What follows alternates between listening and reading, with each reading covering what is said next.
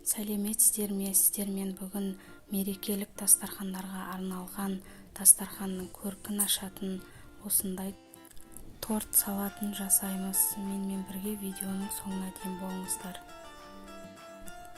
Ол үшін бізге қайнатылған тауық еті, қайнатылған жұмыртқа, қайнатылған сәбіз, картошка және қызылша керек болады.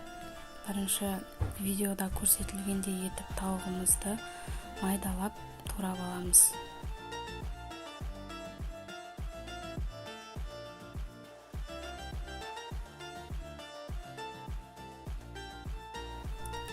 Сонан соң қалған заттарды үткіштің ірі жағынан барлығын өткізіп аламыз.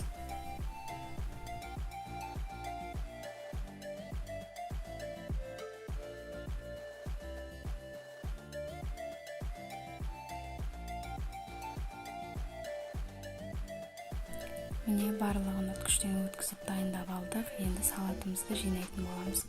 Ол үшін осындай дөңгелек кольцо керек болады. Бірінші картошкамызды саламыз. Тегістеп жайғастырып аламыз.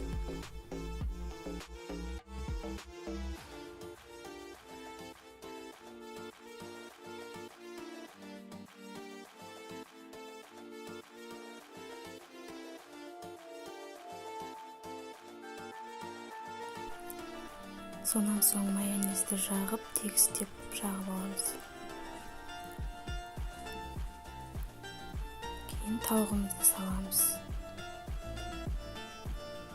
Үстіне кішкене тұз себеміз.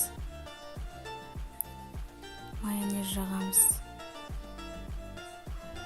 Сонан соң сәбізімізді салып, тегістетіп жайып аламыз. Және майонез жағамыз.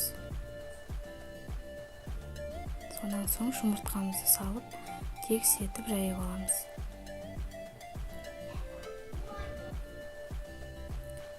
Майонезді жағып, соңынан қызылшамызды салатын боламыз.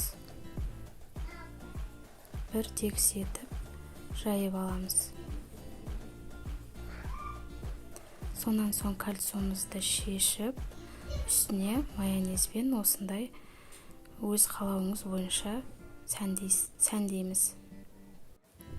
Достар, менің каналыма міндетті түрде жазылып, басқа да видеоларымды өткізіп алмау үшін қоңыраушаны басып қойыңыз.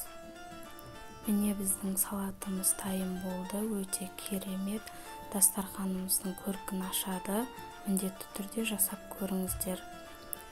Видеоның соңына дейін менімен болғандарыңызға рахмет. Сау болыңыздар.